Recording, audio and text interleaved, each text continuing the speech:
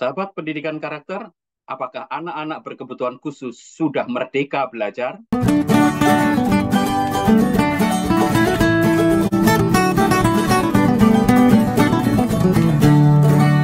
Tanya Pak Doni saja. Sahabat pendidikan karakter, hari ini kita sangat bersyukur dan senang serta berbahagia karena hari ini kita memperoleh tamu istimewa yaitu Mas Abdul Rahman yang biasa dipanggil Mas Amang. Ya, beliau adalah orang tua yang sangat peduli pada pendidikan anaknya, terutama pada anak-anaknya yang mengalami kebutuhan khusus. Kita akan mendengarkan sharing dari Mas Amang ini, bagaimana Mas Amang tetap punya komitmen sebagai orang tua memberikan yang terbaik pada anaknya dalam rangka proses pendidikan dan tentu saja pembentukan karakter yang juga diharapkan terbentuk dalam diri anaknya. Apa Ya, kabar hari ini? alhamdulillah baik Mas Doni. Saya panggil Mas Doni aja ya. Ya, nggak apa-apa, panggil Mas Doni saja. Karena dari dulu kita sudah ketemu ya Mas Ya Amang udah ya. udah udah lama nggak ketemu lagi nih ya. Ya, mohon diperkenalkan dulu Mas Amang. Ya, makasih. Bismillahirrahmanirrahim. Makasih Mas Doni sudah melibatkan di podcastnya. Nama saya Abdul Rahman. Saya sebenarnya sehari-hari bekerja di sebuah organisasi masyarakat sipil untuk pelindungan anak dan perempuan untuk HIV/AIDS dan narkoba sebenarnya. Karena background saya background pendidikan ya. Dan saya adalah orang tua ABK. Saya punya dua orang ABK yang usia 7 tahun dan 4 tahun. Yang Hmm. kakaknya ini yang cukup berat nih. Kakaknya itu autis distorsi dan adiknya itu autis HDD. Jadi beda ya. Apa sifat-sifat dan apa perilakunya itu berbeda. Kalau distorsi itu ya kakaknya lebih pada asik pada dunianya sendiri, kalau dan sulit untuk berinteraksi di teman sebaya dan lingkungannya. Lalu yang adiknya itu kesulitan dalam berkomunikasi saja, tetapi dengan posisi alhamdulillah posisi rendah ya. Dan saya bersyukur dan mungkin Tuhan sudah memberikan sebuah amanah nih. Nggak gampang dititipkan dua anak sekaligus orang anak dengan kebutuhan khusus. Menurut saya ini adalah sebuah hadiah ya Ya. yang saya syukuri dengan istri saya. Saya banyak belajar di situ terkait dengan dunia anak sendiri gitu. Apa sih masalah anak saya sendiri gitu ya. Saya nggak sangka 10 tahun yang lalu saya dengan teman-teman jaringan juga melakukan advokasi terkait pendidikan inklusi untuk anak ABK. Ternyata ketika selesai itu saya mengalami, artinya saya banyak hal yang saya sudah dapat terkait kalau saya punya masalah kesulitan dalam mengakses sebuah pendidikan, ya memang realitanya situasi apa fasilitas dan kebijakan pendidikan untuk anak-anak ABK memang seperti itu, Mas. Menurut saya belum ada sebuah tren yang perubahan yang sistem pendidikan yang bisa mengambil peranan pemerintah untuk anak-anak dan khusus. Mungkin itu, Mas. Tapi Oh, saya mengkaji juga walaupun ada amanah konstitusi ya, pasal 31 nggak salah, ayat 1 dan ayat 2 di mana pemerintah anak-anak wajib mendapatkan sebuah pendidikan dan pemerintah wajib biayai biayanya. warga negaranya gitu. Tapi terasa ini dalam 1 tahun terakhir waktu itu agak panik sedikit. Wah, bagaimana ini? Saya memfasilitasi sebuah pendidikan untuk anak-anak saya yang kebetulan anak saya kebutuhan khusus. Itu yang menjadi masalah. Dan sampai saat ini saya dengan teman-teman juga dengan keluarga autis yang ada di Depok dan nasional lagi berupaya nih Hmm. mencari bagaimana melakukan advokasi terkait dengan sebuah kebutuhan untuk anak mereka yang ABK ya, khususnya ABK ya. Jadi itu yang menjadi masalah gitu. Ya, baik. Jadi sejak awal memang sudah concern pada dunia pendidikan dan Hmm. kebetulan membahas persoalan ya pendidikan inklusi, ya, pendidikan khusus ya Mas ya, dan ternyata mendapat rahmat juga untuk dipercaya oleh Tuhan bahwa putranya ini untuk ya didampingi secara khusus gitu ya, dan sahabat pendidikan karakter tidak setiap orang memperoleh keistimewaan ini kalau tidak sungguh-sungguh dipercaya ya oleh Tuhan. Secara emosional gimana sih Mas Amang ketika tahu, dan kapan sih tahu kalau anaknya itu putranya itu berkebutuhan khusus Mas Amang? Ya, kalau saya melihat perjalanan dari dua anak saya sendiri, mendeteksi awal gitu ya, yang kakaknya khususnya yang sekarang usianya hampir 7 tahun, saya melihat ada sebuah keterlambatan dalam berkomunikasi ya. Hmm. Aksi tidak fokus ketika dipanggil, nggak nyaut gitu ya. Dan kelihatannya dia asik dengan hidupnya sendiri. Ada sebuah mainan, pokoknya aktivitasnya hanya buat dia sendiri. Kayaknya kelihatannya orang di kiri kanannya tidak diabaikan tuh. Kalau yang adiknya masih terkonektasi ya, artinya dipanggil masih karena HD-HD dengan distorsi itu berbeda ya. Kalau adiknya karena hiperaktif aja ya, hiperaktif Hmm. dan lambat dalam uh, komunikasi juga gitu. Tapi berinteraksi di kelompok sebayanya masih masih bisa dapat dibanding kakaknya, dan adiknya tuh lebih cenderung melihat apa ya, cenderung lebih pada sebuah aktivitas yang dia suka ya. Nah, kebetulan adiknya lebih senang yang manjat-manjat tuh ya, tebing ya. Hmm. Oke. Kalau adiknya itu, Gitu. kalau kakaknya itu lebih senang dia membuat video sendiri, bikin. Saya juga bingung, nggak diajarkan tanpa kita pandu atau apa, dia bisa tuh membuat film, mengediting, Oh gitu dia ya, bisa luar biasa. lebih luar biasa. Dan saya nggak mengajarkan, bahkan ponsel juga saya berikan, tetapi dengan ritme yang batas waktu ya, itu penting juga karena, tapi saya setting dengan karena kakaknya lebih pada ke IT, lebih senang ke IT atau membuat sebuah video. Jadi aplikasi-aplikasi yang lain saya tidak masukkan, tapi khusus untuk video aja. Dan dia bisa ngotak-ngotak dan bisa mempelajari mengambil gambar shot apa gitu ya. Itu Hmm. yang saya lihat, tapi saya bataskan tidak over dalam kapasitas waktunya ya. Dan untuk mengasuh dua anak ini perlu ekstra ya, waktu ekstra dan nilai sebuah kesabaran. Tidak gampang gitu ya. Kita juga harus tahu emosionalnya, lalu kapan dia mood, kapan dia lagi nyaman. Kita harus tahu itu, Mas. Hingga sampai pola makan pun juga kita atur itu. Itu juga berpengaruh, Mas. Kalau pola atur sembarangan ya artinya nggak ada berubah, karena mereka kan terapi nih. Ada empat, kalau kakaknya empat strategi atau masalah yang perlu diperbaiki, yaitu ya tentang behavior, tentang speak delay-nya, Hmm. komunikasinya, lalu distorsi dia mengenal warna dan lain. Kalau adiknya kan lebih pada fokus pada komunikasi aja, beda dengan kakaknya. Alhamdulillah, ketika dari kakaknya dari 3 tahun sampai sekarang 6 tahun ada perubahan menjadi sedang, karena autis itu ada ritme eh, rendah, sedang, dan tinggi. Di awal kakaknya memang terlalu tinggi sekali autisnya.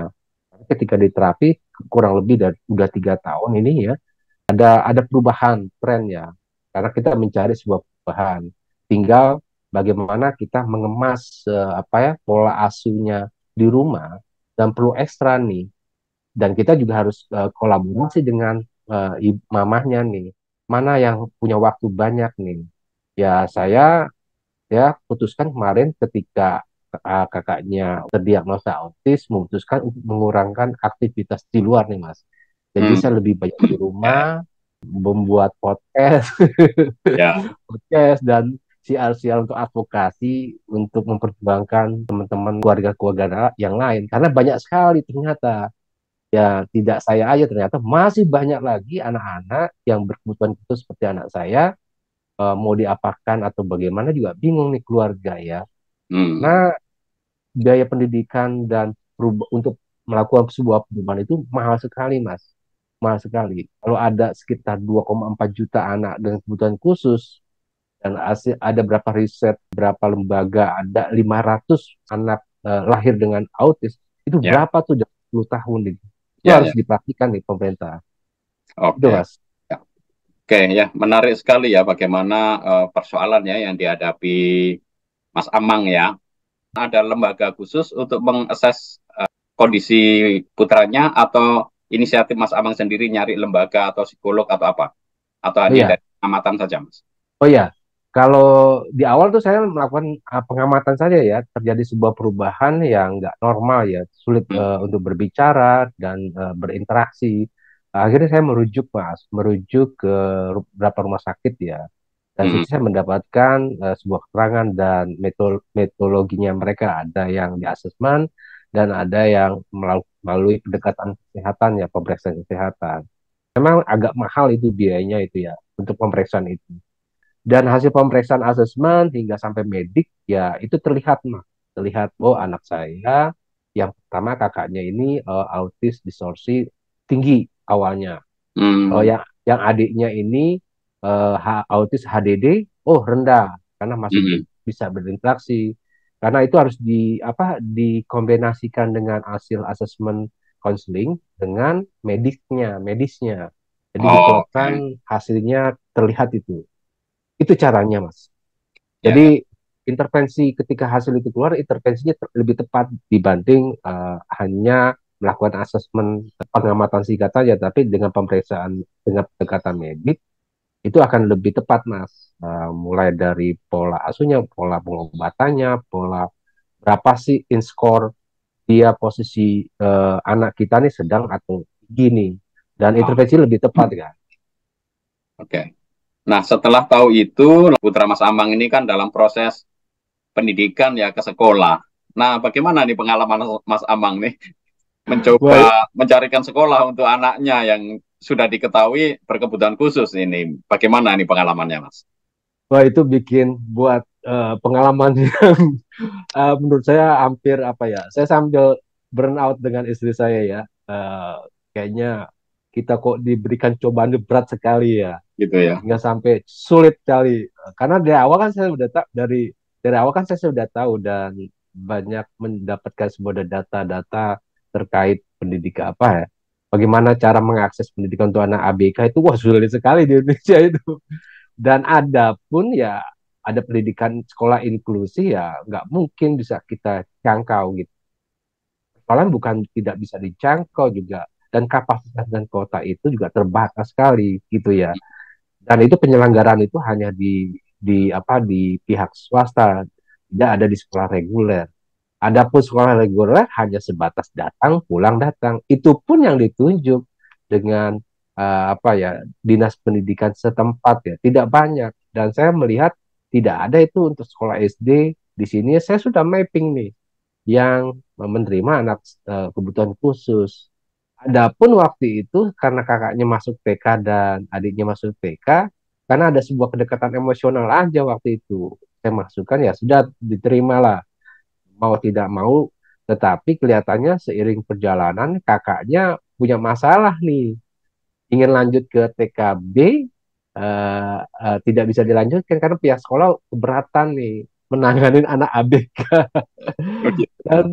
Dan saya juga mencari katanya sarannya harus ke sekolah inklusi. Ya, saya pikir sekolah inklusi yang ada di Depok atau di Jakarta dimanapun juga itu juga terbatas gitu kotanya dan nggak gampang kita harus request kita harus cari dulu dan nah apakah anak autis atau anak saya hanya diem aja di rumah gitu ya oh nggak perlu dapat pendidikan informal lah gitu ya saya juga kesulitan itu merasa saya wah mau pecah itu rasanya saya tuh mana saya bingung saat itu ingin mencari itu anak saya tapi kalau adiknya masih diterima karena tidak apa merepotkan sekolah ya katanya kan alasannya merepotkan sekolah anak-anak ABG itu ya karena eh, yang saya lihat sekolah-sekolah reguler ya kita bukan sengaja dimasukkan sekolah reguler karena itu terpaksa ya saya melihat memang sekolah reguler tidak disiapkan dengan cukup ya, baik guru pendamping, kurikulum, dan gurunya tidak punya keterampilan, dan mereka bingung bagaimana ini mengemas sebuah pola pengajaran di sekolah. Artinya jadinya anak-anak saya hanya datang dan pulang, tidak punya kualitas di Hmm. dalam pendidikan itu, Mas. Itu di Itu, sekolah Mas. inklusi tadi ya, Mas ya? Oh, itu sekolah reguler, Mas ya. Oh, sekolah Dengan reguler. ya, Oke. kalau sekolah inklusif kan kita nggak dapat ya, karena perlu Hmm. request, ada keterbatasan, dan biayanya pun mahal sekali. Oh, Ya, gitu. Biayanya dikenakan ke orang tua ya untuk guru pendamping atau guru bantu itu yang ya biaya guru, orang tua. ya persoalannya saya sih bisa ikutin saran dari sekolah untuk mencari guru pendamping, tetapi guru pendampingnya di mana, aksesnya kemana gitu. Ada gak sekolah guru apa yang mereka yang khusus mendamping yang bersertifikasi, kan harus bersertifikasi itu ya, di mana mereka ketika misalkan ada masalah harus dia akan dampingin. Tapi persoalannya begini, saya juga menyesalkan juga tuh ke pihak sekolah tuh. Kalau saya disarankan sama guru pendamping, kenapa pihak sekolah yang ada di anak saya waktu itu tidak melakukan koordinasi dengan dinas setempat atau kemana atau memfasilitasi keluarga ini loh ada guru pendamping di sini. Jangan sekolah merujuk ke apa pusat layan pendidikan seperti SLB. SLB kan berbeda dengan sekolah inklusi gitu. Ya. Dan itu yang saya sesalkan gitu. Dan ternyata bukan saya saja. Kebetulan saya ada di grup family anak-anak keluarga autis di Depok. Ternyata banyak, hampir 200-an anak-anak yang tidak sekolah. Dan ada yang sampai usianya 25 tahun, Mas Doni, tidak di sekolah. Gitu. Kenapa? Karena takut anaknya dibully. Kedua, kemana? Ya, ketiga, karena pendidikan inklusi itu cukup mahal, itu biaya besar sekali untuk masuk itu nggak gampang. Dan saya yakin nggak banyak orang yang nggak bisa menjangkau itu untuk mengakses pendidikan inklusi. Ketiga, ya memang nggak ada di sekolah reguler untuk anak-anak ABK, asal menerima gitu. Tapi Hmm. kan asal menerima bagaimana sebuah kualitas pendidikannya mereka, bagaimana mendampingi fasilitas untuk anak-anak ABK tidak ada itu, ya kan? Walaupun ada, saya dengar juga ada kebijakan terkait dengan anak-anak kebutuhan khusus, tapi nggak ada. Implementasi di lapangan nggak ada. Gitu. Hmm. Harapannya, harapannya nanti ke depan ada lah gitu ya. Itu Mas. Ya, ya, ya. Jadi secara sistem tampaknya sistem pendidikan kita ini masih belum ramah ya Mas ya terhadap anak-anak yang berkebutuhan khusus. Betul, Bahkan di sekolah inklusi pun secara ekonomis tidak terjangkau ya oleh betul, ojek orang tua, dan kalau toh terjangkau pelayanannya pun juga sangat minim ya, meskipun betul. pelayanannya ada tetapi terbatas ya. Sehingga akhirnya orang tua ya banyak memilih anaknya, oke diajari sendiri di rumah, dan mungkin juga tidak bisa memperoleh kurikulum general, kurikulum umum yang sebenarnya menjadi hak setiap anak Indonesia untuk bertumbuh berkembang bersama apapun kondisinya sebenarnya kan. Tampaknya kita butuh paradigma yang lebih manusiawi ya untuk membuat sistem Hmm. pendidikan kita. Dari dulu kan Hmm. saya bilang sekolah inklusi, satuan penyelenggara pendidikan inklusi yang ditunjuk oleh pemerintah ini akhirnya menjadi sebuah ya komitmen setengah hati ya, karena Hmm. ditunjuk terpaksa ya. Bahkan dalam beberapa hal anak-anak malah hanya datang pulang saja. Hmm. Sementara ketika ada konsep sekolah inklusi ini, sekolah-sekolah reguler lain, sekolah swasta juga tidak memiliki kesadaran untuk Hmm. misalkan meningkatkan kemampuan guru-gurunya dengan pelatihan pemerintah daerahnya ya untuk dapat melayani anak-anak yang seperti ini. Oke. Menurut Mas Amang, apakah ada mungkin ya paradigma di pemimpin sekolah ketika Mas Amang menyampaikan nih anaknya seperti ini, kan biasanya bertemunya dengan kepala sekolah ya. Kepala sekolah, kepala sekolah. Biasanya responnya seperti apa Mas waktu itu gitu. Sehingga kita bisa tahu nih, sebenarnya konsep yang di kepalanya kepala sekolah itu ketika berhadapan dengan anak berkebutuhan khusus, oh ternyata seperti ini. Itu gimana itu kisahnya Mas? Ya, apa ya? Kalau saya lihat nih ya, ini berdasarkan pengalaman saya aja gitu ya, dan berapa hasil riset juga 10 tahun yang lalu. Kebetulan saya juga melakukan riset juga untuk dan inklusi waktu itu ABK di Jawa Barat gitu ya. Eh, Kalau khususnya buat saya, mereka tuh terpaksa untuk menerima anak ABK karena sebuah tuntutan seorang pendidik gitu ya. Dan mereka juga intinya mereka memahami hak anak untuk dalam mendapatkan sebuah pendidikan. Tapi sayangnya mereka nggak memahami mereka tidak dibantu dengan sebuah keterampilan bagaimana ada siswa ABK di sekolahnya. Itu yang menjadi sesat. Dan saya tidak menyalahkan sekolahnya sih sebenarnya. Uh, saya menyalahkan sebuah sistemnya di mana sistem pendidikan di beberapa daerah itu tidak kayaknya koordinasinya nggak jalan gitu ya kelihatannya ya. Dan saya nggak tidak menyalahkan sekolahnya, tetapi karena mereka tidak memiliki sebuah kemampuan untuk mengemas sebuah pendidikan inklusi di sekolah reguler ya untuk anak ABK. Beda dengan sekolah-sekolah yang inklusi yang ada di pihak swasta karena mereka spesialisnya memang di situ. Hmm. Jadi saya melihat psikologi bebannya kepala sekolah atau seorang pemimpin itu ya asal menerima dan menjalankan dulu kayak bereksperimen aja Mas Dodi ya. Ya gitu ya. Dia takut ya, dia takut nanti saya menolak di depan akan menjadi masalah. Tetapi dengan pendekatan yang personal yang lebih baik dicoba dulu, mungkin ada hal yang bisa dilakukan nantinya. Tetapi seiring perjalanan nggak mampu juga mereka.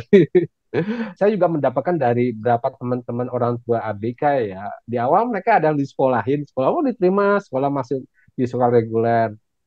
Karena sulit juga mengakses sekolah inklusi di swasta di samping mahal. Akhirnya ditaruh di reguler.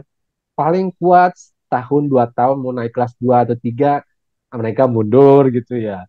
Karena mereka lihat orang tua tidak melihat kualitas dan takut anaknya dibully ya, Hmm.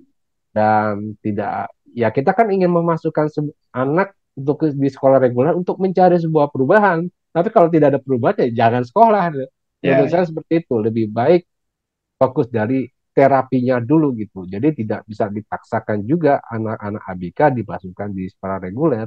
Kalau masih trantumnya masih tinggi ya sebaiknya diperbaiki dulu psikologinya baru disiapkan di sekolah reguler. Ya memang Hmm. idealnya memang di sekolah inklusi ya. Ya, karena pendidikan inklusi di Indonesia kelihatannya nih bukan Indonesia ya. Saya melihat masih di Jawa Barat ya.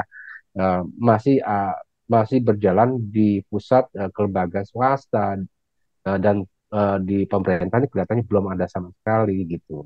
Itu masalahnya kalau saya melihat kepemimpinan itu karena pemimpinan sekolah itu karena melihat nilai keterpaksaan aja kali ya. Ketaatan Tidak ya. ada ketaatan, punya beban moral juga dia kalau Ya. menolak dari awal ya. Lebih baik terima dulu aja lah. Nanti Hmm. urusan belakangannya nanti kita komunikasi dengan keluarga gitu Ya, atau ya. orang tua siswa gitu. Itu Mas Doni. Ya, menarik sekali ya. Memang ada banyak model kepemimpinan ya, yang memang ada yang satu terpaksa, yang satu memang ya sudahlah terpaksa, tapi coba kita layani dulu, kita lihat ternyata nggak sanggup. Waduh, Gak kan nggak sanggup. sanggup nih, karena juga nah mungkin ini malah lebih jujur ya Mas ya, daripada pura-pura Iya, sanggup tapi iya, faktanya tidak memberikan pelayanan yang baik ya. betul, Memang betul. dalam proses pendidikan butuh kejujuran juga dan integritas ya. Kalau kita nggak sanggup melayani anak-anak ini, meskipun kita punya mandat, ya perlu disampaikan juga secara terbuka pada orang tua. Karena kan memang pendidikan nggak hanya jalur formal saja ya Mas ya, ada non formal dan informal. Nah, Ya. sejauh pengamatan Mas Amang, orang tua yang mengalami mendapat karunia mendidik anak-anak yang seperti ini, saat ini mereka itu lebih banyak mempercayakan anak-anaknya ke sekolah reguler formal atau lebih mendidik sendiri di komunitas, entah pendidikan non formal, PKBM maupun informal, sekolah-sekolah rumah atau komunitas-komunitas seperti itu, Mas. Kalau saya lihat sekarang sudah banyak pendidikan komunitas ya. Eh, Hmm. Mereka lebih percaya di ranah pendidikan di komunitas dibanding sekolah-sekolah yang formal itu. Sekolah itu belum bisa menjamin anaknya itu aman atau secara kualitas, apalagi melihat orang tua keterampilan guru atau fasilitas sekolah itu memang nggak ada. Nggak ada. Hmm. Saya bukan bilang masih belum optimal, nggak ada lah saya bilang. Hanya sebuah kebijakan saja bahwa ABK tidak boleh ditolak di sekolah reguler, tapi kenyataannya memang secara kualitas dan tidak disiapkan di sekolah, tidak disiapkan dengan hal itu untuk mendidik anak ABK. Tapi saya melihat nih lebih banyak mereka ke komunitas. Alhamdulillah sekarang ada banyak komunitas ya. Hmm. Jadi ada orang tua ABK yang tadinya nggak punya pemikiran membuat ruang suap kan buat di situ ya. Walaupun ada yang bentuk PAUD, level PAUD, TK, SMP, SMA, mereka tuh buat sendiri. Dan ada sebagian perusahaan yang memang secara ekonomi mereka keluarga ABK yang mampu ya mengakses pendidikan inklusi di sarana pendidikan swasta. Kalau itu Wah ya mungkin itu angkanya nggak terlalu banyak gitu karena apa ya, cara keanggaran dan biaya itu besar sekali masuk. Itu bisa Hmm, sampai 40-50 juta untuk masuk gitu. gitu ya. Ya saya pikir nggak mungkin kita itu bisa mengakses dengan biaya seperti itu. Lebih ada juga sebagian kalau saya hitung presentasi lebih banyak yang nggak disekolahkan, ya, Oh, dibiarkan oke. saja anaknya. Itu banyak itu yang saya lihat Hmm, dari grup-grup yang ada di family supportnya ABK ya. Nah, hmm, ya karena ya itu tadi alasannya takut anaknya dibully, berpikirnya memang sekolah tidak punya kapasitas untuk menangani pendidikan untuk anak inklusi gitu. Dan ya ya itu yang saya lihat ya Mas, situasi yang ada di sekitar saya ya. Di Jawa hmm, Barat lah khususnya lah, ya. ya, Mas. Kalau dari pemerintah daerahnya sendiri, apakah ada semacam komitmen, kepedulian? Apakah pemerintah daerah itu tahu nggak sih, Mas? Kalau warganya itu ada yang mengalami seperti ini itu loh. Lalu Iya, ada apa ya, proaktif apa gitu, atau cuek-cuek saja, diam saja? pemerintah sebenarnya intinya tahu dari tingkat nasional dan daerah itu tahu Hmm, tentang, bahkan juga ada suatu lembaga kementerian kan yang menangani itu ya, Kementerian Perlindungan Anak dan Perempuan ya. Ya, itu ada angkanya dalam setiap tahun. Ada 2,4 juta ABK di Indonesia. Bahkan dan daerah pun dia tahu. Tapi saya pikir mereka masih apa ya, masih sifatnya masih banyak buat kegiatan yang seremonial, peningkatan kapasitas saja, tapi tidak memikirkan bagaimana fasilitasi pendidikan untuk mereka. Itu yang mereka belum, yang saya belum melihat gitu ya. Yang saya lihat di sekitar saya ini kayak pendidikan liberalisme nih, pendidikannya kelompok aja dan hanya kelompok tertentu yang bisa mengakses itu. Wah, ini repot juga kalau seperti ini. Dan itu bagaimana untuk yang mereka yang tidak bisa gitu ya, ya, masyarakat seperti saya. Dan ya itulah kalau penanganannya secara sifatnya baru bentuk-bentuk kegiatan-kegiatan seremonial atau kepedulian ya, menurut saya nih nggak akan perubahan nih. Pokoknya dari 10 tahun yang lalu sampai sekarang saya melihatnya memang belum ada perubahan, Mas. Belum ada hmm. sama sekali. Jadi Jadi memang secara sistem, secara ya terstruktur ya, dan ya sistematis bagaimana untuk memperbaiki sistem pendidikan kita agar dapat melayani anak-anak Indonesia apapun kondisinya, ini tampaknya kita masih jalan di tempat ya Mas ya. iya masih jalan depan. Artinya ya seorang tua ya membiayai sendiri anaknya, berjuang sendiri, dan tentu saja ini bertentangan ya Mas ya dengan Undang-Undang Dasar 1945 yang mengatakan Ya, bahwa pendidikan dasar itu kan sampai 9 tahun Mas, sampai dan- SMP, dan negara iya. wajib membiayainya, ya Nah kan? itu dia. Artinya proses assessment, kalau toh harus ke rumah sakit, mestinya harus ada komunikasi ya. Dan sebenarnya ini lintas kelembagaan ya Mas. Tadi Mas Amang Iya, menyebut Kementerian, Kementerian. kementerian, Wah, Kementerian Perempuan dan Perlindungan Anak ya, Indonesia KPPAI yang ada AI. data-datanya. Lalu Mhm. kemudian juga mungkin harusnya terkait juga dengan Kementerian Kesehatan ya Mas ya, karena ini akses ke Betul, rumah sakit. Sehingga betul. untuk anak-anak yang pada usia sekolah ini mudah-mudahan ya mestinya disupport oleh pemerintah gitu ya. Artinya pembiayaannya itu karena ini anak usia sekolah loh ya. Mhm, Jadi mhm. dalam masa asesmennya harusnya asesmen ini juga dibiayai oleh pemerintah negara yang biayai karena ini anak usia sekolah ini, ya kan? Ya, Harusnya ya. idealnya seperti itu. Kalau orang tua ya terlalu mahal ya Mas ya, apalagi tadi dia harus di rumah sakit yang besar dan lain-lain. Hmm. Lalu ada kerjasama dengan Kemendikbudristeknya tentu saja ya Mas ya. Betul, Artinya karena betul. dia yang menyediakan sekolah, bagaimana membangun sebuah sistem yang ramah itu. Kan ini Merdeka Belajar ini katanya melayani anak, ya kan? Belum merdeka kok. Berpusat pada anak. Nah ini di hari 17 Agustus ini ternyata anak-anak berkebutuhan khusus ya belum merdeka juga. Belum merdeka. Merdeka orang tua belum merdeka menyekolahkan anak-anaknya di negeri Indonesia ini yang katanya amanat konstitusinya semua anak Indonesia usia sekolah wajib belajar dibiayai oleh negara. Faktanya Hmm. belum terperhatikan dengan baik. Nah, tentu ini menjadi perjuangan kita bersama, Mas. Kita juga ingin bahwa pendidikan Indonesia ini menjadi lebih baik. Di ulang tahun Indonesia yang ke-78 ini, Mas Amang, apakah ada sesuatu nih yang ingin disampaikan untuk kepada pemerintah atau Mendikbudristeknya atau kepala daerah supaya anak-anak berkebutuhan khusus sebagai warga negara ini juga memperoleh hak pendidikan mereka yang dijamin oleh konstitusi kita, Mas? Banyak harapan ya, apalagi kita akan menghadapi 17 Agustus. Ini kan hari kemerdekaan kita. Ya, Saya merasa ini belum merdeka ini. Kalau merdeka ini semua masalah akan selesai gitu ya. Kalau misalkan tadi saya bilang angka 2,4 juta anak ABK Indonesia, dalam setiap tahun ada 500 kelahiran baru orang anak-anak yang autis, itu dalam 10 tahun itu berapa? Itu menjadi masalah. Harapannya saya berharap nih, bukan di Kementerian Pendidikan aja, tetapi lintas sektor kementerian ya, atau nanti akan paralel di beberapa daerah bisa mengikuti juga. Ada juga kolaborasi antara kementerian yang memikirkan untuk pemenuhan kebutuhan anak-anak nih. Dan ini kan sebuah aset masa depan. Masa ya. kalau aset masa depannya hancur, masih buruk, tidak bisa berbuat apa-apa, bagaimana masa depan ke depannya nih? Ini gampang sekali negara ini dijajah ya kalau SDM-nya ini tidak berkualitas.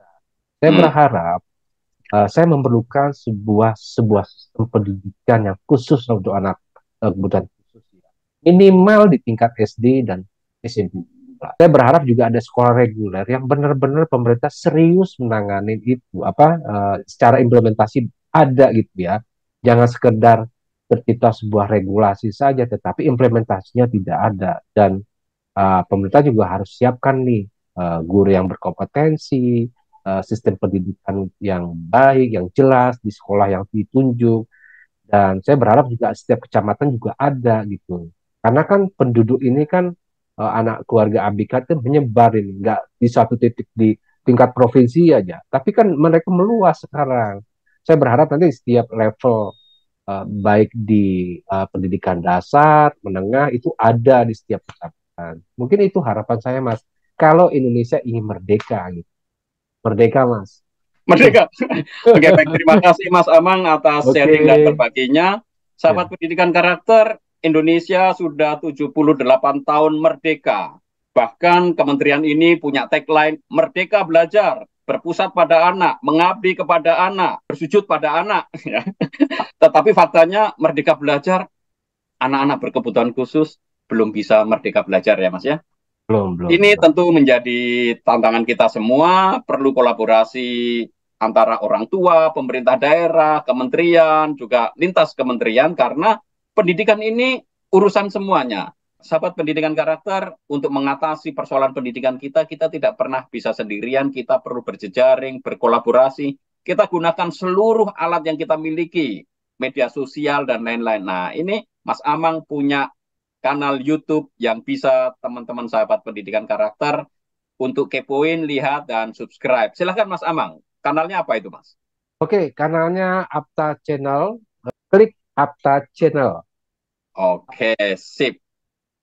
Jadi sahabat Pendidikan Karakter, klik Apta Channel supaya kita bisa tahu dan bisa berjejaring, kuat kita, bersatu kita teguh, bersama-sama kita bisa mencapai tujuan kemerdekaan Indonesia. Di ulang tahun Indonesia yang ke-78 ini, kami ingin mengucapkan selamat ulang tahun Dirgahayu Republik Indonesia yang ke-78, dan mudah-mudahan spirit dan semangat untuk memperbaiki dunia pendidikan menjadi lebih adil, lebih manusiawi, lebih mengabdi dan melayani anak-anak sehingga anak-anak Indonesia sungguh-sungguh bisa merdeka belajar dalam arti sesungguhnya, bukan sekedar jargon saja, bisa segera kita harapkan melalui pelibatan dan partisipasi kita semua.